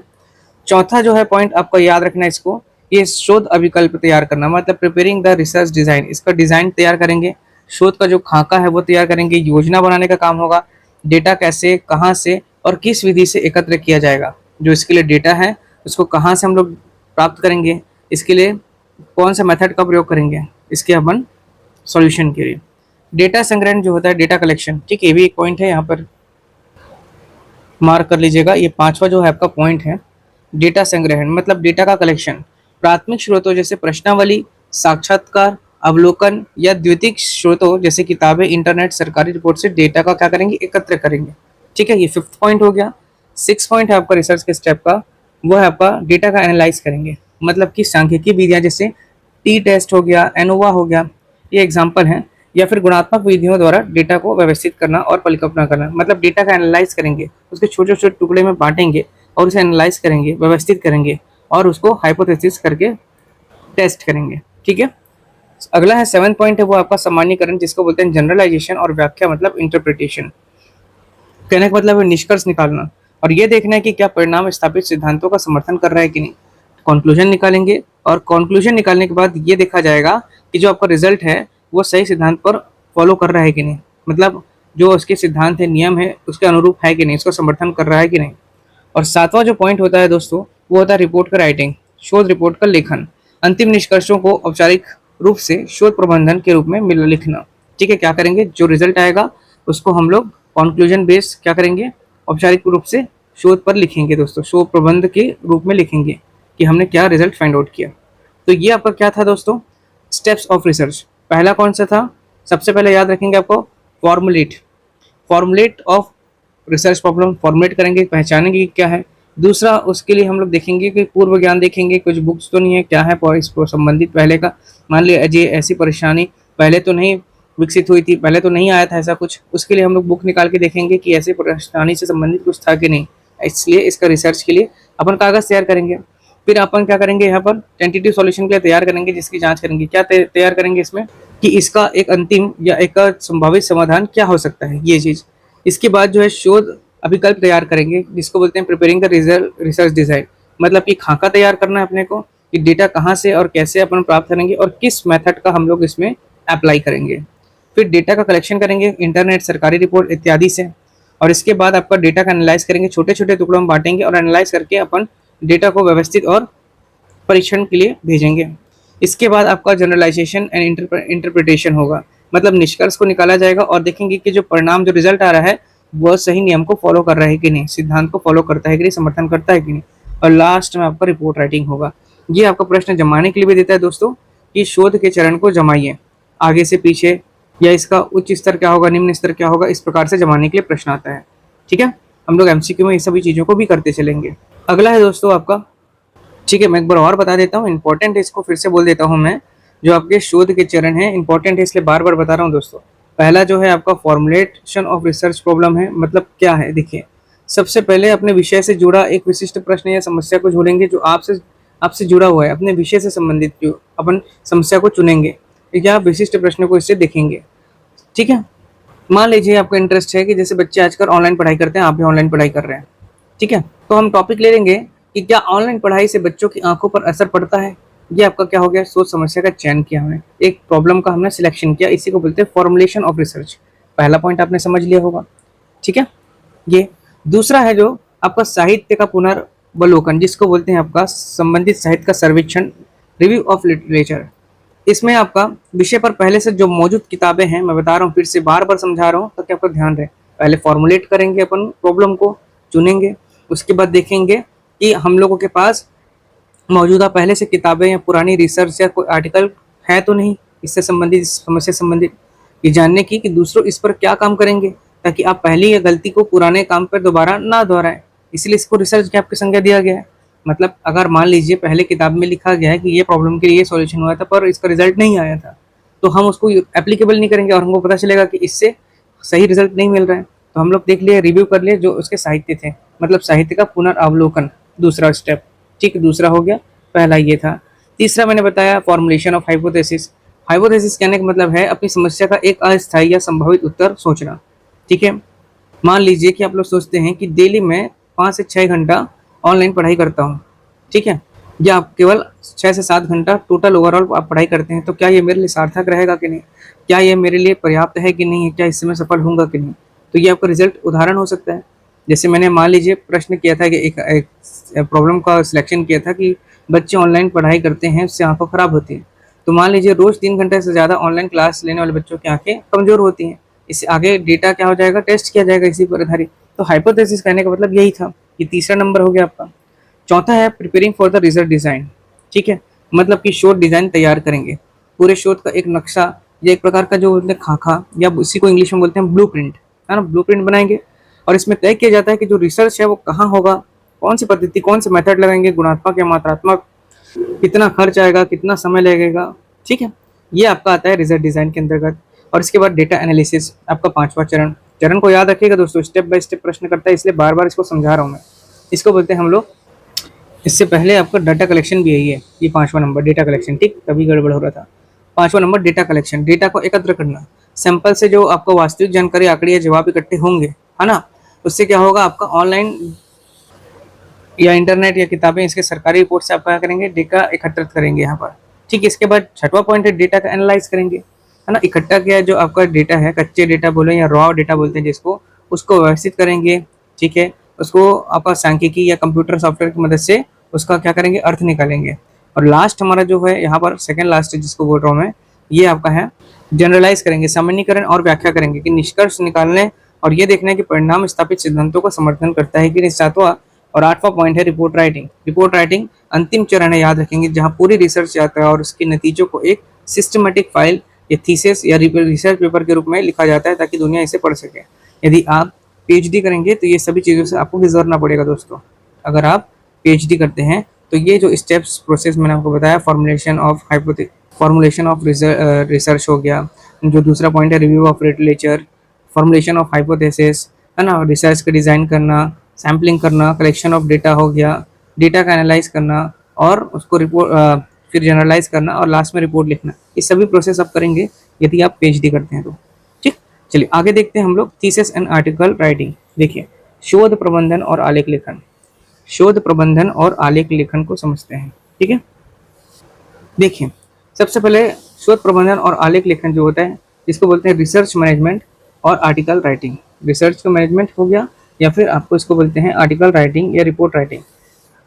रिसर्च की भाषा में कहें तो आपका जो शोध का प्रबंधन है वह रणनीति है जिससे आप अपनी रिसर्च को बिना भटके पूरा करते हैं। शोध का जो मैनेजमेंट है, यदि आपका मैनेजमेंट सही है तो आप बिना भटके, है ना, ये एक प्रकार का रणनीति है जिसमें आप बिना भटके इसकी यात्रा को पूरा करते हैं। और आलेखन लेखन का मतलब होता है जिसको बोलते हैं रिपोर्ट राइटिंग, वह कला है जिससे आप अपने नतीजों को दुनिया के सामने क्या करते हैं, पेश करते हैं। ठीक है, थीसिस मतलब हो गया कि आप बिना इधर उधर भटके आपने अपने रणनीति के हिसाब से अपनी रिसर्च को बिना भटके पूरा किया, बिना उधर उधर, बिना मिसगाइड हुए, बिना आपको डिस्ट्रैक्ट हुए आप अपने लक्ष्य को हासिल किए। और रिपोर्ट राइटिंग कहने का मतलब है कि आपने दुनिया को सामने अपने जो नतीजे हैं, रिजल्ट है, उसको पेश किया। ये रिपोर्ट राइटिंग होता है दोस्तों, आर्टिकल राइटिंग। ठीक है, पीएचडी करेंगे तो आप लोग ये थीसिस भी करेंगे और इन द एंड आपको क्या करेंगे, आर्टिकल राइटिंग भी करेंगे। मतलब कि मान लीजिए एक उदाहरण देता हूँ आपको, जैसे घर बनाने के लिए पहले आपका क्या करना है, नक्शा जरूरी है, ब्लूप्रिंट, बजट होना चाहिए, ईंट पत्थर जो रॉ मटेरियल्स हैं, है ना, जो और मजदूर हैं, उसको संभालना पड़ता है। इसी को क्या बोल रहे हैं, मैनेजमेंट, प्रबंधन। और फिर जो अंत में जो घर बनकर तैयार होगा वो आपका क्या कहलाएगा, राइटिंग, आर्टिकल राइटिंग। ठीक है, मेरा एग्जाम्पल समझने का प्रयास करेंगे। जो आपके जो नेसेसरी जो इंपॉर्टेंट थिंग्स थे, है ना, जैसे घर बनाने के लिए पहले नक्शा हो गया, ब्लूप्रिंट, बजट हो गया, मजदूर हो गया, रॉ मटेरियल्स हो गया, ये सब मैनेजमेंट का हिस्सा आ गया, थीसिस का हिस्सा। और फिर अंत में घर बना करके जो तैयार होगा वो आपका रिजल्ट होगा, और इसी को आर्टिकल राइटिंग बोल रहे हैं यहाँ पे। ठीक है, तो यहाँ पर जो शोध आपका जो प्रबंध है, शोध प्रबंध, जो मान लीजिए आप रिसर्च शुरू कर रहे हैं तो आपके पास एक पर्टिकुलरली सीमित समय होता है और सीमित पैसा भी होगा और बहुत सारा क्या होगा दोस्तों, डेटा होगा, है ना। और इन सबको संभालना ही आपका शोध प्रबंधन कहलाता है, रिसर्च मैनेजमेंट कहलाता है। ठीक है, और जबकि आर्टिकल राइटिंग जो होती है वो क्या होती है, आपकी जब रिसर्च पूरी हो जाती है तब आप उसे एक ऑफिशियल रिपोर्ट या रिसर्च पेपर की शक्ल देते हैं। इसे लिखने का एक तय अंतर्राष्ट्रीय ढांचा होता है जिसे IMRD फॉर्मूला भी कहते हैं। ये मैं आगे बताऊंगा आप लोगों को। ठीक है, जिसमें प्रस्तावना, शोध विधि, परिणाम, चर्चा, निष्कर्ष और उसका जो रेफरेंस होता है, संदर्भ, ये सभी चीज़ों को हम मेंशन करते हैं उसमें। अब यहाँ देखिए जो प्रारूप और संरचना, स्ट्रक्चर ऑफ थीसिस की बात कर रहे हैं, जो format and the structure of thesis. ठीक है, एक मानक शोध प्रबंधन जिसको बोलते हैं हम लोग थीसिस को मुख्य रूप से 3 भागों में बांटा जाता है। कितने भागों में, 3 भागों में। ठीक है, एक मानक शोध प्रबंधन, है ना, थीसिस को मुख्य रूप से 3 भागों में बांटा जाता है। एक हो गया आपका प्रीलिमिनरी स्टेजेस पेजेस, दूसरा आपका मेन बॉडी और तीसरा जो होता है आपका एंड मटेरियल जिसको बोलते हैं अंतिम भाग।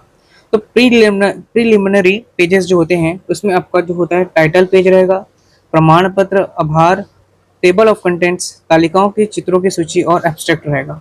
ठीक है, प्रारंभिक भाग। जबकि इसके मेन बॉडी में आपको देखने को मिलेगा introduction, review of the literature, research methodology, data analysis and results and conclusion and suggestions. And अंतिम भाग जो है जिसको एंड मैटर बोलते हैं, इसमें संदर्भ ग्रंथ की सूची जिसको बोलते हैं बिब्लियोग्राफी या रेफरेंस बोलते हैं, परिशिष्ट अपेंडिक्स जैसे प्रश्नावली इसके अंतर्गत आते हैं। ठीक, तो ये आपका क्या था दोस्तों, थीसिस। थीसिस किस प्रकार से यहाँ पे आप लिखते हैं, इसको 3 भागों में बताया गया है। एक तो आपका प्रीलिमिनरी पेजेस होंगे, दूसरा मेन बॉडी और तीसरा आपका एंड मैटर। ठीक है, तो जो आपका शोध प्रबंधन है ना, तो शोध प्रबंधन अच्छा होगा यदि आपका थीसिस अच्छा होगा, तो आपके पास सटीक डाटा होगा, सही समय होगा, जिससे आपको आलेखन लेखन मजबूत और बहुत सुंदर और प्रभावशाली बनेगा। ठीक, इसके विपरीत यदि प्रबंधन खराब हुआ तो डेटा खो गया या समय कम पड़ गया मान लो, तो लेखन भी क्या हो जाएगा, अधूरा हो जाएगा। ठीक है, अब यहाँ पर देखिए लिखा है संदर्भ की शैलियाँ, जिसको बोलते हैं स्टाइल्स ऑफ रेफरेंसिंग। संदर्भ की शैलियाँ क्या होती है दोस्तों, देखो शोध आलेख लेखन का एक अनिवार्य हिस्सा है, सबसे पहला इंपॉर्टेंट हिस्सा है और मैंडेटरी है दोस्तों। शोध आलेख लेखन का ये एक अनिवार्य हिस्सा याद रखेंगे। रिसर्च में जब है ना, जब भी आप किसी अन्य विद्वान की किताब या आपका मान लीजिए रिसर्च पेपर जो शोध पत्र होता है या वेबसाइट से विचारों और डेटा का उपयोग करते हैं, तो उन्हें इसका श्रेय क्रेडिट देना कानूनी और नैतिक रूप से अनिवार्य हो जाता है। ठीक, जो आपका स्रोतों को एक निश्चित और व्यवस्थित प्रारूप में जो फॉर्मेट में लिखना है आपका क्या कहलाता है, रेफरेंसिंग स्टाइल कहलाता है। क्या कहलाता है, जो स्रोत हैं, जो आपके सोर्सेस हैं, उसको एक निश्चित और व्यवस्थित फॉर्मेट में ही लिखना क्या कहलाता है दोस्तों, स्टाइल्स ऑफ रेफरेंसिंग या रेफरेंसिंग स्टाइल कहते हैं।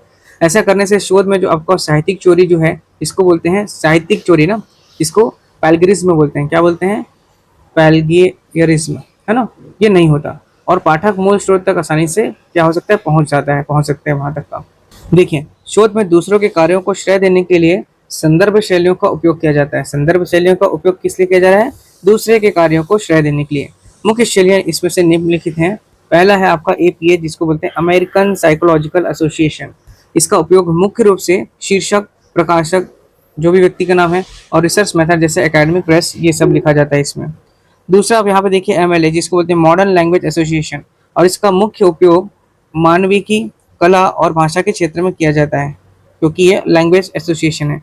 इसमें वर्ष अंत में आता है दोस्तों। ठीक है, अगला है चिकागो का स्टाइल। इसका उपयोग इतिहास और कुछ व्यावसायिक शोधों में होता है। इसमें टिप्पणी, फुट नोट्स लिखते हैं और अंत में एंड नोट्स दिया जाता है। ये व्यापक उपयोग के लिए किया जाता है। शोध में ICT का अनुप्रयोग, the application of ICT in the research. ठीक है, शोध में जो है इंफॉर्मेशन एंड कम्युनिकेशन टेक्नोलॉजी का अनुप्रयोग। सूचना और संचार प्रौद्योगिकी, सूचना और जो आपका संचार प्रौद्योगिकी शोध का एक अधिक सटीक और तीव्र और सुगम बनाता है। ये इसके अनुप्रयोग को 3 चरणों में समझा जा सकता है। ठीक है, सूचना एवं संचार प्रौद्योगिकी का अनुप्रयोग आधुनिक अनुसंधान का एक अनिवार्य हिस्सा बन चुका है। इसने आपका शोध का जो कार्य है उसको अधिक तीव्र कर दिया है, सटीक भी कर दिया है और आपका पारदर्शी भी कर दिया है। ठीक है, और वैश्विक स्तर पर भी ये बहुत सुलभ बना दिया गया है। ठीक है, अब यहाँ पर लिखा है इसके 3 चरण को समझते हैं। शोध से पूर्व का चरण, प्री डेटा एनालिसिस फेज। ठीक है, प्री डेटा एनालिसिस, डेटा संग्रह और विश्लेषण से पहले योजना और साहित्य समीक्षा के दौरान ICT जो अत्यंत महत्वपूर्ण भूमिका निभाता है। ठीक है, पहला है आपका साहित्य की खोज, समीक्षा करेंगे इसमें, है ना, जैसे गूगल स्कॉलर, शोध गंगा, रिसर्च गेट, स्कोपस और IEEE जैसे प्लेटफॉर्मों का उपयोग करके संबंधित शोध पत्रों का क्या करेंगे, इसमें खोज करेंगे। ठीक है, साहित्य की समीक्षा शोधकर्ता अब जैसे पुस्तकालय के चक्कर बिना काटे, है ना, पहले लाइब्रेरी जाना पड़ता था इसके लिए, आपका शोध करने के लिए, जो उसके साहित्य को मतलब पढ़ने के लिए, तो आर्टिकल्स निकालना पड़ता था, न्यूज़पेपर देखना पड़ता था। अब घर बैठ करके गूगल स्कॉलर की मदद से या शोध गंगा या रिसर्च गेट या स्कॉर्पस, है ना, और IEEE जैसे डिजिटल डेटाबेसेस से लाखों शोध पत्र जो हैं थीसिस सैकड़ों में खोज सकते हैं दोस्तों। ठीक है, अगला दिया है साहित्य का प्रबंधन। क्या दिया है, मैनेजमेंट, साहित्य का प्रबंधन। मैंडली, जोटेरो और एंड नोट जैसे सॉफ्टवेयर का उपयोग करके संदर्भ जो रेफरेंस का व्यवस्थित कर सकते हैं। तो प्रबंधन करने के लिए हम लोग मैंडली, जोटेरो और एंड नोट जैसे सॉफ्टवेयर्स का उपयोग करके रेफरेंस को व्यवस्थित कर सकते हैं। इंपॉर्टेंट है, इसलिए यहाँ पे आपको शो करके बता रहा हूँ दोस्तों। ठीक है, इसके बाद देखेंगे आप शोध के दौरान चरण, डेटा एनालिसिस फेज बोलते हैं जिसको। ये मात्रात्मक डेटा विश्लेषण होता है। SPSS, SAS, R प्रोग्रामिंग और MS एक्सेल का उपयोग करके जटिल सांख्यिकीय गणनाओं के लिए यूज़ किया जाता है। पूछता है दोस्तों ये सब चीज़ों को ना, SPSS का यूज़ आपका रिसर्च में कहाँ किया जाता है, तो जटिल सांख्यिकीय गणनाओं के लिए किया जाता है। SAS और R प्रोग्रामिंग का भी और MS एक्सेल का भी उपयोग इसके लिए किया जाता है। अगला है आपका गुणात्मक डेटा का विश्लेषण, NVivo और Atlas.ti जिसे सॉफ्टवेयर का उपयोग टेक्स्ट, ऑडियो और वीडियो डेटा के कोडिंग और विश्लेषण के लिए किया जाता है। ठीक है, ठीक है, अगला है शोध के बाद का चरण, पोस्ट डेटा एनालिसिस फेज। पैलग्रिज्म साहित्यिक चोरी, याद रखेंगे, पूछता है, ये इंपॉर्टेंट है कि जो आपका पैलग्रिज्म है ये क्या है। तो साहित्य की चोरी की जांच, ठीक है। ओरकुंड, ओरिजिनल, टर्टेनिंग और ग्रामरली का उपयोग ये जांचने के लिए करना कि शोध का कार्य मौलिक है या नहीं, ठीक है। इन सभी चीज का उपयोग करके हम लोग क्या कर सकते हैं, जांच सकते हैं कि जो शोध हुआ है वो मौलिक है कि नहीं, जो स्टैंडर्ड है कि नहीं है, फंडामेंटल है कि नहीं है, ठीक है। प्रकाशन, शोध पत्रों का ऑनलाइन पत्रिकाओं जैसे जर्नल्स में जमा करना और ऑर्किड आईडी द्वारा शोधकर्ताओं की पहचान सुरक्षित करना, ये भी इंपॉर्टेंट है, ध्यान रखेंगे दोस्तों। ये सब जो सॉफ्टवेयर बताया ना मैं आपको, इसको आपको याद रखना है आप लोगों को कि पैलग्रिज्म में कौन कौन सा सॉफ्टवेयर यूज हो रहा है, आपका गुणात्मक डेटा विश्लेषण के लिए कौन सा हो रहा है, और आपको मात्रात्मक डेटा विश्लेषण के लिए कौन सा सॉफ्टवेयर का इस्तेमाल हो रहा है, ठीक है। नेक्स्ट है आपका शोध नैतिकता, रिसर्च एथिक्स की बात कर रहे हैं यहाँ पे। रिसर्च एथिक्स, शोध नैतिकता और आपका दिशा निर्देशों।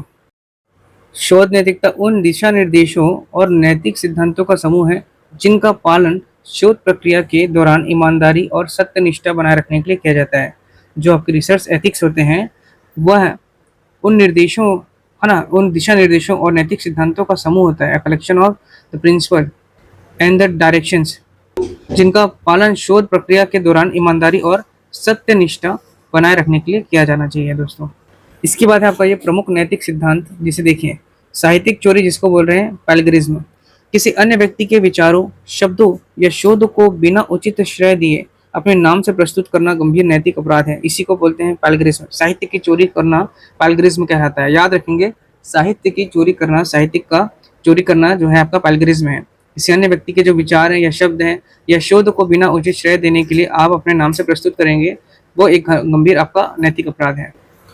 डेटा का हेरफेर जिसको बोलते हैं फाल्सिफिकेशन एंड फैब्रिकेशन। देखिए, डेटा का हेरफेर क्या कहलाता है, फैब्रिकेशन, गणना, बिना प्रयोग के मनगढ़ंत डेटा या परिणाम तैयार करना भी आपका फैब्रिकेशन के एक, ये भी गलत क्राइम है दोस्तों। मतलब आपने एनालाइज नहीं किया है, आपने रिसर्च नहीं किया है और आपने रिजल्ट दे दिया, आपने डेटा दे दिया है, वो फैब्रिकेशन के अंतर्गत आता है, गणना।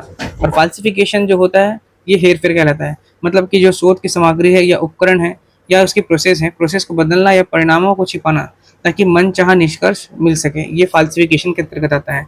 यदि आप जैसे थीसिस करेंगे और उसके बाद आप जैसे रिपोर्ट राइटिंग करेंगे या आप अपना, तो जो उनका गाइड होता है उनसे वो गलत जानकारी दे करके, है ना, हेर फेर करके आपका जो शोध सामग्री है, जो उपकरण है, उसकी प्रक्रिया को बदल करके रिजल्ट दे देते हैं, तो इससे उनका गाइड क्या है, पकड़ लेता है और उसको फिर वो अप्रूवल नहीं देता वहाँ पे, क्योंकि ये फाल्सिफिकेशन के अंतर्गत आ जाता है। तो फैब्रिकेशन, फाल्सिफिकेशन भी आपका क्या है, मैनिपुलेट करने वाला चीज़ें हो गया, गणना और हेरफेर ये चीज़ें हो गई। सूचित सहमति, इन्फॉर्म कंसेंट, शोध में शामिल होने वाले मानव भागियों का शोध के उद्देश्यों और जोखिमों के बारे में पूरी जानकारी होना चाहिए, उनकी सहमति स्वैच्छिक होना चाहिए। सूची सहमति क्या है कि शोध में जो शामिल होने वाले जो मानव प्रतिभागी हैं उनको शोध के जो ऑब्जेक्टिव्स हैं, उनका जोखिम के बारे में पूरी जानकारी होनी चाहिए, क्या उसका जोखिम भी हो सकता है, और उनकी सहमति स्वैच्छिक होनी चाहिए, ठीक है। गोपनीयता जिसको बोलते हैं कॉन्फिडेंशियलिटी, प्रतिभागियों की व्यक्तिगत जो जानकारी और डेटा को पूरी तरह से गुप्त रखना शोधकर्ताओं की जिम्मेदारी होती है, ठीक है। कॉन्फिडेंशियल रखना पड़ता है, जो भी रिकॉर्ड्स होता है, जो भी डेटा रहता है उसको। ऑब्जेक्टिविटी जिसको बोलते हैं वस्तुनिष्ठता, शोध के निष्कर्षों को रिपोर्ट करते समय किसी भी प्रकार के जो व्यक्तिगत या वित्तीय लाभ के पूर्वाग्रह से बचना चाहिए, ठीक है। पूरी ऑब्जेक्टिविटी होनी चाहिए इसमें, जो शोध के जो निष्कर्ष हैं उसको रिपोर्ट करते समय किसी प्रकार के जो व्यक्तिगत है, पर्सनल या आपका जो प्रॉफिट लॉस, मतलब सॉरी वित्तीय जो लॉस है उनको, फाइनेंशियल जो प्रॉफिट है उससे उनके पूर्वाग्रह से बचना चाहिए इसको, ठीक है। चलिए, तो ये था दोस्तों आज का जो यूनिट 2 का जो थ्योरेटिकल लेक्चर। उम्मीद करता हूँ ये सेशन भी आपको पसंद आया होगा। यदि अच्छा लगे तो लाइक ज़रूर से करें दोस्तों, है ना। मैंने काफ़ी चीज़ों को इसमें यहाँ पर एक ही साथ कंपाइल करके पढ़ाया आप लोगों को। यदि और भी इससे संबंधित जानकारी की आवश्यकता होगी तो मैं आपको उसे भी प्रोवाइड कराऊंगा। और इसके बाद हम लोग देखेंगे इससे संबंधित कुछ महत्वपूर्ण प्रश्न जितना हम लोगों ने पढ़ा है उससे संबंधित, ठीक है। तो यदि वीडियो अच्छा लगता है तो प्लीज़ लाइक करेंगे दोस्तों, शेयर करेंगे अधिक से अधिक लोगों तक, है ना। और यहाँ से आपका यूनिट 2 स्टार्ट हो गया है, इसे भी हम 6-7 दिन में ख़त्म करने का पूरा प्रयास करेंगे। और देखिए, लास्ट इन द एंड जैसे आपका सिलेबस कंप्लीट होगा, कुछ अगर कोई सा टॉपिक बच गया या कोई और गंभीर जो आपका जो इम्पोर्टेंट है जो हिस्सा अगर छूटता है तो उसे भी मैं आपको वहाँ पे कंप्लीट कराऊंगा ही। तो आप लोग बिना टेंशन लिए आप पढ़ते चलिए। जो चीज़ें थ्योरी में अगर बच जा रही तो उसको मैं आपका MCQ में करा दे रहा हूँ, जो चीज़ें बच जाएंगी उसको 1 लाइनर में प्रोवाइड करा दूंगा। देखिए 1 लाइनर जो नोट्स हैं, है ना, 1 लाइनर और आपका जो 5 टेस्ट पेपर है ये आपका अभी बन रहा है दोस्तों। ठीक है, तो जो लोग भी पीडीएफ नोट्स ले रहे हैं, पीडीएफ नोट्स जिनको थ्योरी और एमसीक्यू के नोट्स मिल रहे हैं, तो उनको ये भी सभी चीज़ें दी जाएंगी बाद में। ठीक है, बाकी आपका जो पीडीएफ नोट्स है थ्योरी और एमसीक्यू का, तो आप लोग उसे ले सकते हैं। जिन्होंने ले लिया है बहुत अच्छी बात है, जो नहीं लिए हैं वो 8962530503 में व्हाट्सअप करके ले सकते हैं दोस्तों। ठीक है, ओनली 3999 रुपीज़ इसका भी एमआरपी है, प्राइस है दोस्तों। और इसके बाद बाद में ये 499 हो जाएगा। बाद में कहने का मतलब है कि 1 तारीख से 499 हो जाएगा। तो 399 रुपीज़ में आपको ये सभी चीज़ें प्रोवाइड किया जा रहा है दोस्तों। तो जल्द से जल्द ऑफर का लाभ उठाइएगा, है ना। और पढ़ते रहिए दोस्तों, बार बार रिवीजन कर लीजिएगा। जो लोग भी पीडीएफ लिए हैं, पीडीएफ नोट्स लिए हैं, उनसे रिक्वेस्ट है कि आप लोग थ्योरी तो देखें ही, लेकिन जो नोट्स मिला है आपको वो बार बार मल्टीपल टाइम आप क्या करें, रिवीजन करें। तो रिवीजन करने से क्या होगा दोस्तों, आपका जो एक्यूरेसी है वो बढ़ती जाएगी। ठीक है, क्योंकि आने वाले दिनों में बहुत सारे क्लासेस हो जाएंगे, बहुत सारे आपके मटेरियल भी हो जाएंगे। तो रिवीजन करते चलिएगा। 50-50, 25-25 क्वेश्चन जो हम लोग करते चल रहे हैं, थ्योरी पढ़ते चल रहे हैं, तो वो बहुत ही ज़्यादा हो जाएगा। क्योंकि 15 से 20 सितंबर तक आपकी 40 to 50 क्लासेस अप्रॉक्सीमेटली हो जाएगी सिलेबस कंप्लीट। तो उस समय आपको क्या है दोस्तों, हड़बड़ी हो जाएगा। अगर एक साथ आप पीडीएफ लेंगे या एक साथ अगर आप पढ़ने का सोचेंगे उस समय, तो आपको बहुत लेट हो जाएगा और दूसरा चीज़ बहुत चीज़ें हौच पौच हो जाएंगी। इसलिए थोड़ा थोड़ा पढ़ते चलिए, सफल आप जरूर से होंगे, है ना। और सभी चीज़ें आपको मिल जाएंगी टाइम पर। जिन्होंने भी परचेस किए हैं उनकी बात कर रहा हूँ मैं, और जो परचेस करने वाले हैं उनको भी बता देता हूँ मैं कि आप लोगों को भी सभी चीज़ें दी जाएंगी। आप लोगों को लेना है तो हमारा व्हाट्सअप नंबर पे आप लोग मैसेज करके बाय कर सकते हैं दोस्तों। ठीक है, बाकी यहाँ पर जो क्लासेस चल रही हैं अभी वो चलेंगी। किसी कारणवश अगर यूट्यूब पे वो अवेलेबल नहीं हुई, तो जो लोगों ने भी पीडीएफ लिया है उनको लिंक दे दिया जाएगा, तो वहाँ से वो सभी चीज़ों को कवर कर लेंगे। जिन्होंने भी पीडीएफ नोट्स बाय किया है उनको लिंक दे दिया जाएगा और उन लोग वहाँ से उसको देख सकते हैं फिर। चलिए, तो अगले सेशन में मिलते हैं दोस्तों, जहाँ हम लोग पढ़ेंगे इसके कुछ एमसीक्यूज, फिर थ्योरी, फिर एमसीक्यूज, फिर थ्योरी। ठीक है, तो जय हिंद, जय भारत, जय छत्तीसगढ़। धन्यवाद दोस्तों।